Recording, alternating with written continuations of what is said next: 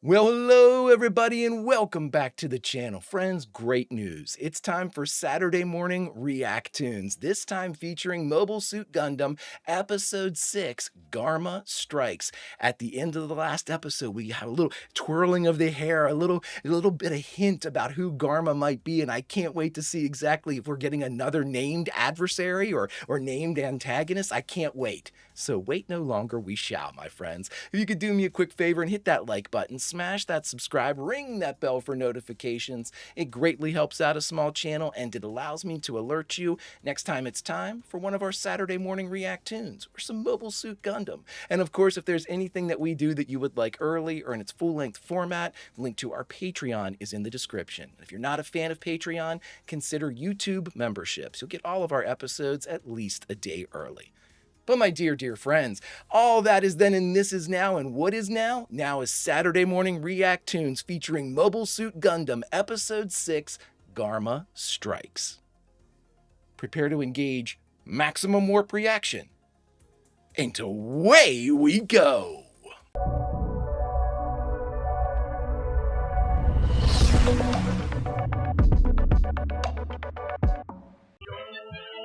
I'm really digging this show.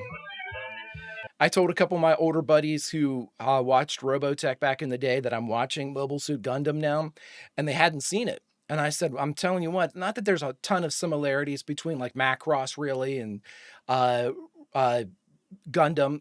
It's enough that I think that if you appreciated Macross, that Gundam, especially in anyway, this one would definitely be something to check out. And I've been telling people that have asked about it that I definitely see a similarity, but they're distinct properties and they're super fun. I mean, this is a really fun exploration into human on human. We had that with Star Blazers, but you know, no aliens. Interesting stuff. It's very Expanse. Also, friends, help me out here and just let me know. We're going down to Earth, and it looked like Captain Garma was already on Earth. So do the Zeons have like a presence on Earth? Like a beachhead? 8 months had passed since the rebellion began. They were at a stalemate. I think somebody told me that city that's exploding right there is Sydney, Australia. So we should still be on approach, right? White base is not landed as of the end of last episode. Looks like the Earth-based Zeon Air Force has arrived. Units have been deployed from the Gao carrier. That's an impressive fleet they've got there. Relative speed, Mach 0.78, steady as she goes. Conditions are not optimal. These are aircraft, too. Very nice, gentlemen. That's a job well done. Captain? Look at that. Hello, Shar. It's just not like you to fail, especially when you're up against only one ship. Don't say it, Garma. Or is it Captain Garma Zabi, commander of Earth Occupation Forces? They are on Earth then. Wow. That's the Trojan horse. There. I know. To think that the Red Comet couldn't finish it off when he had such an impressive battle record. Garma's firing some shots here. Well, think of it as a good friend coming to welcome you home. I've ordered an evaluation of its fighting capabilities based upon its impressive re-entry maneuvers. All right. I really appreciate the opportunity to prove myself, but is it possible you've come here to give me the chance to finally impress my elder sister? Who's your older sister? Be careful with the electrical circuits. The hydraulic. That's awesome. They're reloading the phalanx or the those guns that he has are basically like missile interceptors, right? Hayato, don't you know the enemy's right out there? You ready for them? Hayato's trying to get better, buddy, because these are the guys that are in the Gundam tank, right? By deploying Gundam, that's the only way to break through the Zeon line. Amuro needs to get some rest, sir. But it'll be an all-out assault. Oh, damn. This is that lieutenant, isn't it? I'm in command here, and I'm ordering you to send out the Gundam and a core fighter to break through the middle. Knock it off, you little brats! Boy, oh boy. Earth Federation higher-ups, or even middle-ups, are... Here, have some of this! Woo! Just took out one of our guns.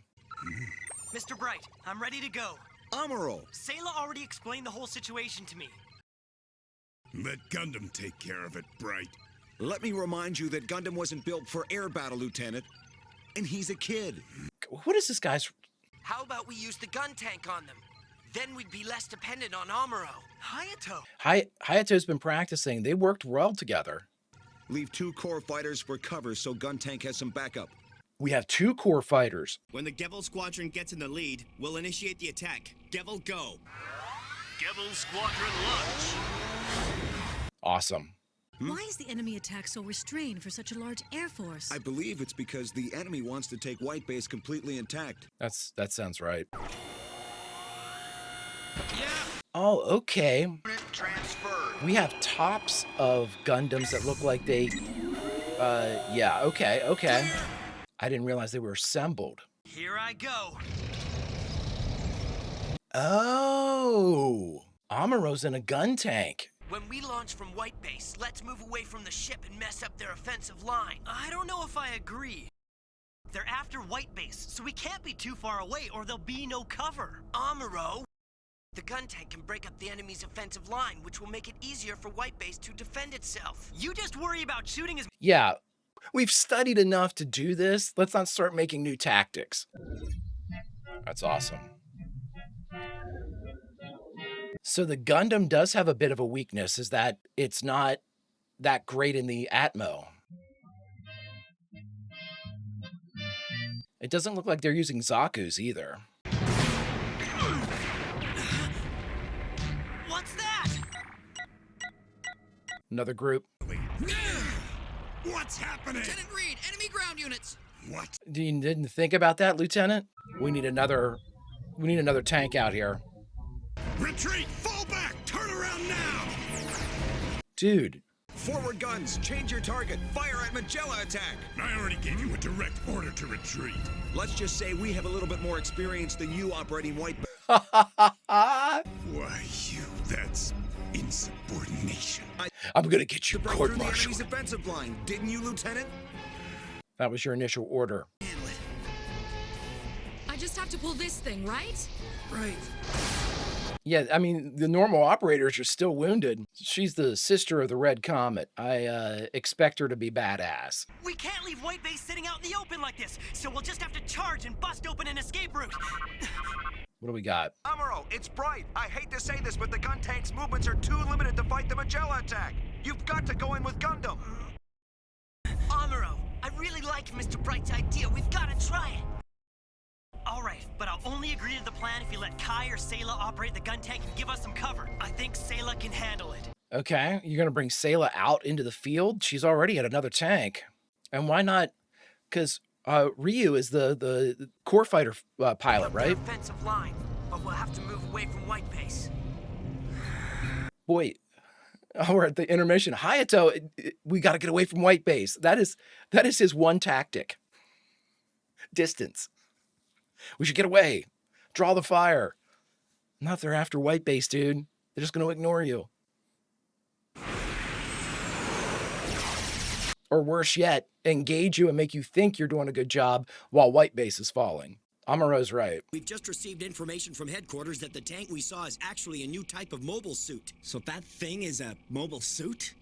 I understand. So that's the new Federation mobile suit. No. Instruct the blockade unit to deploy the mobile suits. If they reach the sea, the enemy may escape to the safety of Federation airspace. You've got to run, Amuro. Okay. Are you taking it? I have no choice. I have no choice. It'll give you energy. I really wish I could do more for you, Amuro. Thanks, Fraubo. It's Red Bull and cocaine. Hold on a moment. Stand by until the gun tank's been launched. They hurry you, then make you wait.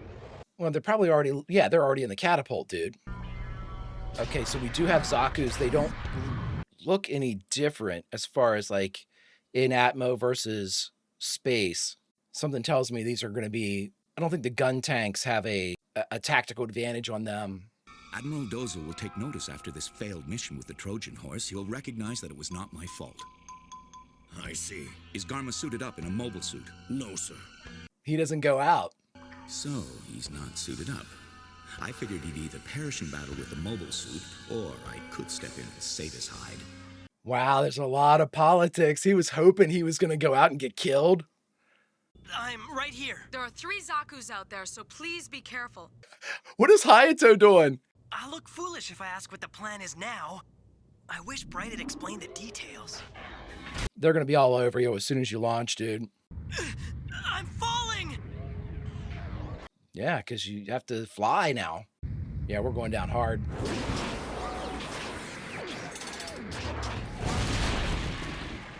Oh, no, good landing. Nice shooting. Let Gundam get them! We're just a sitting duck. Let's fall back now. Oh, look at that. Light him up. I love that shield. Ryu, look behind you! Where are those Zaku's? They're coming. Yeah, they are.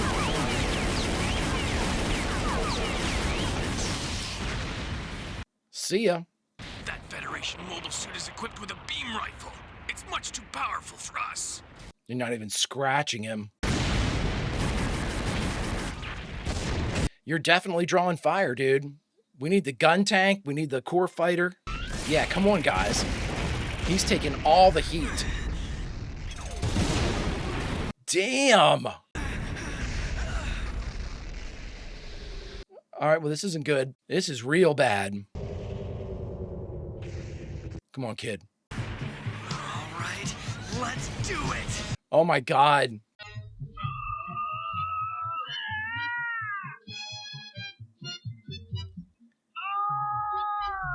Well, you might... Never mind. I almost said you might survive. He did not. Oh, man, he's just going in. Oh, my God. Super duper cool. Oh, you're in trouble. Oh, my God. Oh, my God, bisected him, too. You did it. You killed everybody. You know, I was bitching at the gun tanks and the core fighter. I'm not sure how strong they are. They might just be normal units, you know, as far as their ability to take damage. Woo! Simmer down, Tex. Good shooting. Definitely sounds like he took damage. Damn, that suit's awesome. Holy shit. You talk about saving the day in every episode. Return to base. You want us to turn around just like that, Captain? That was my order, yeah. Kind of strength requires us to completely renew our strategies. That's the smartest thing anybody's said yet. We do need a plan, and soon. I know that. But first things first. Let's go greet our brave fighters, shall we? I love that they're just ignoring the lieutenant. Like, dude, you don't know what you're doing. Congratulations.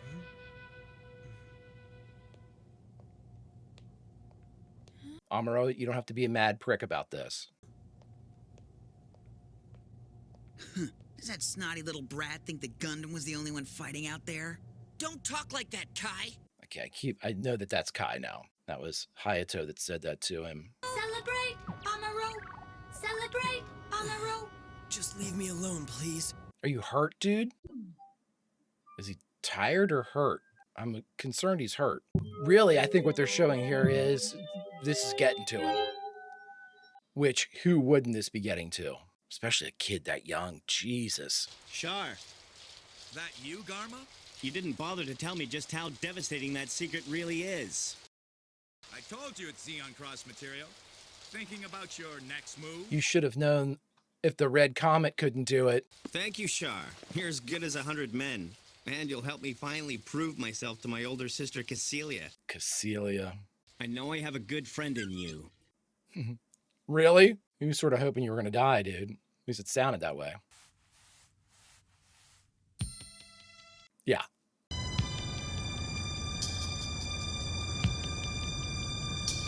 Awesome. All right, everybody, we just finished watching Mobile Suit Gundam Episode 6, Garma Strikes, and the only thing left to do is talk about it. Nailed it. All right, everybody, we just finished Garma Strikes, the 6th episode of Mobile Suit Gundam. This one was really cool because this one showed us a lot of, we got our fight. It's going to be a fight every episode, it looks like. That's part of the formula. And that's perfectly fine if they do what they did in this fight. And you all know that for me, space battles and things like that, conflict, I don't mind it. I don't mind watching ships fight and dog fight and all that stuff. In fact, I think a lot of times it's really cool when you have imaginative movements, but sometimes I think that you're throwing fights in there just to have fights. And with cartoons, and especially like, what I've come to learn with, Robotech and Star Blazers and things like that, the fights are very grand. And when we're in a war, which we are in, we should expect one. It's not like they're just using violence for violence's sake. And the reason why I say that is inside the fight that we had in this episode, we had a lot of character building going on in here. We had the lieutenant barking out orders. Oh, that's insubordination. I mean, last episode, I'm going to court-martial you for surviving. And Bright basically just ignored him at one point. And everybody was just, your first order was to land white base and clear out the enemy and blah, blah, blah. That's what I'm following. I'm not going to, tuck tail and run as soon as the heat gets turned up a little bit, which is what that guy suggested. And as soon as he was called out on it, we didn't hear him say another word.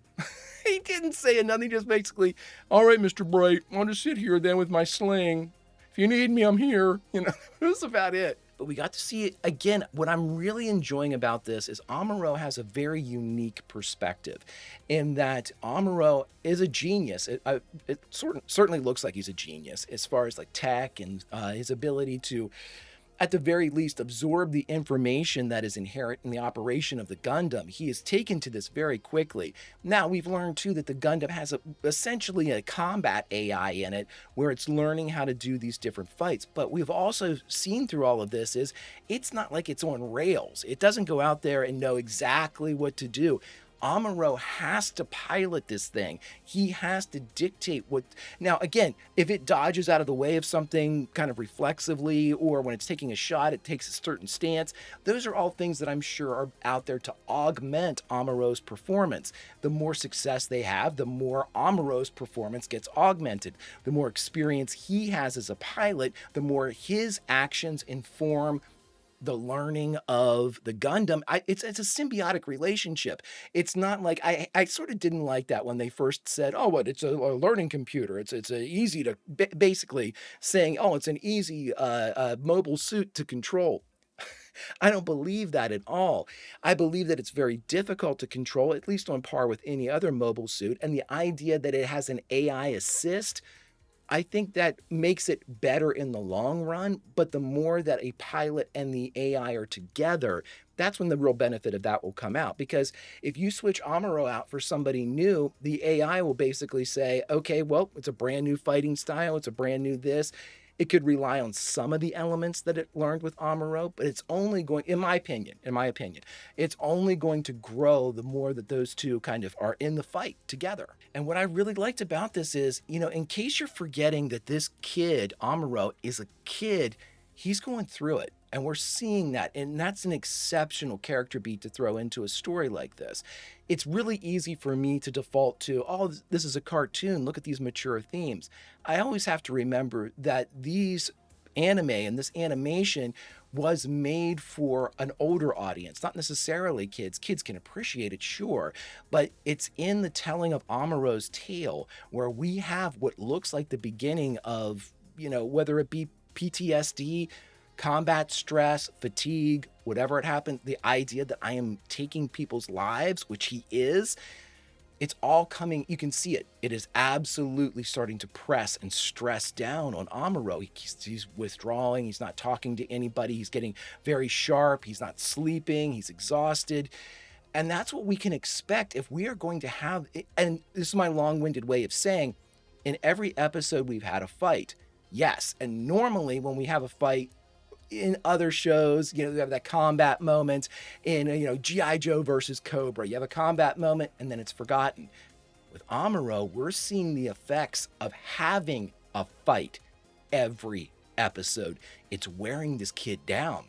And that is why I don't mind these combats whatsoever. It's combat, but in so doing it, we're broadening out and learning more about our basically our central character in Amuro. that's the perfect use of combat. Sure, you can show off the Gundam. I'm all for that. I love that. I love this mecha. But at the same time, show me what it's doing to the kid, and then I know we've got a real story on our hands. And I'm slowly getting everybody's name. We've got Hayato is basically the gun tank pilot. He wasn't initially. He and I guess it was Kai. He and Kai were gunners on the white base. They were in I don't want to call it a fixed gun, but I'm pretty sure it was one of the guns that kind of fold out and they're the twin cannons. And then I remember them saying, hey, you know what? We could take a gun tank out. It basically operates in the same way as our gun turret. And they did, and they succeeded and did well. And then Ryu is the pilot for the core fighter. And what we learned in this one was it said that they had 2 core fighters. Now, again, I don't know if they have more than 2, if there's 2's the limit. It looks like we have 2 gun tanks now. You know, Hayato had 1, and then Amuro was in 1, and we have the Gundam. The good thing about that is in learning these different sort of scenarios and battles that we're in that require different types of equipment and assets, we're learning what White Base has to offer. We're learning, you know, what types of vehicles do we have? What can these vehicles do? How do they perform in Atmo, out of Atmo, in this type of terrain, against these types of enemies? We're learning a lot of the capabilities, and that's a really cool thing going forward because we'll know what to expect whenever we're in a similar circumstance or we have, you know, a similar type of enemy host coming at us. And again, it's them using battle to further develop the characters. We see Kai. Kai's always been sort of a dick. You know, he continues to be that way. Hayato has differing opinions of what Amuro thinks they should be doing. He voices those opinions. You know, he's not just I love my man Ben Dixon, but at the same time, can you see Ben Dixon arguing with Rick or Roy or Max about a specific tactic they're supposed to perform? If he did, I don't remember him doing that in Robotech. But in this one, Hayato basically has the same level of experience we're led to believe that Amuro has, but he has opinions of his own, and he was voicing them. Again, great little use of characterization to see exactly what we can expect in the future. Hayato's somebody that's going to, if he thinks there should be a better way of doing something, from this episode, we've learned, Garma Strikes told us, he's going to bring it up. And you all know what I love seeing. I love seeing the other side. I love seeing how Zeon is responding to all of the situation, all of the events of the day, but on their side of everything. And we have to see this interesting kind of dynamic between the Red Comet and Garma, where Garma does not fight from the front. And we saw the Comet basically say, oh, he's not suiting up, huh? Interesting. Also, we had the Comet saying, I was kind of hoping the Garma would go out and get killed. And then at the end, we have Garma saying, well, you know what? I have a good friend in you. Thank you. And we walked out, he's drying his hair and he basically winks with that glint in his eye. Interesting stuff. That's high politics right there. And then we also learned that Garma has a sister, Cassilia, who at the very least is somebody that sounds like they're in competition with one another. And she's of higher rank. So this is certainly something that could either be lorded over Garma. Garma believes is being lorded over him. The Red Comet has, at the very least, noticed this kind of adversarial nature between the two siblings. That's all we need. We had 20 minutes, and look how much they told us about all the characters and gave us our first in-Atmo fight. Friends, this show knows how to pack it in 20 plus minutes. Oh boy. I'm blessed, friends. Avatar: The Last Airbender and the Mobile Suit Gundam recommendations have been winners in my book so far. If you could do me a favor, hit that like button, smash that subscribe, ring that bell for notifications. It greatly helps out a small channel and allows me to alert you next time it's time for Mobile Suit Gundam or any of our Saturday morning React-Toons. And of course, if there's anything that we do that you would like early or in its full-length format, the link to our Patreon is in the description. If you're not a fan of Patreon, consider YouTube memberships. You'll get all of our episodes at least a day early. But my dear friends, all that is then and this is now, and now, unfortunately, it's time to say goodbye from Mobile Suit Gundam. So where should we say goodbye from? Because as the Greek chorus, it's our reward to jump back into what we just saw and say goodbye from a favorite scene. So where should we say goodbye from? And friends, this is just because I liked that lieutenant getting shut up. We are on the bridge. We've just been recently conscripted. Maybe you're running comms, I'm running sensors. Some of us is on radar. We're working, whatever, we're lending our hands wherever they are best suited. And friends, we get to witness Mr. Bright not only putting the lieutenant in his place, but shutting the lieutenant up. And I, for one, absolutely love that, because our middle and higher ranking people in the Earth Federation so far, with the exception of the captain that passed away, have been wildly assholic. And I love seeing that turned around. Friends, until we can continue this fantastic show, Vulcan roll. I'll see ya.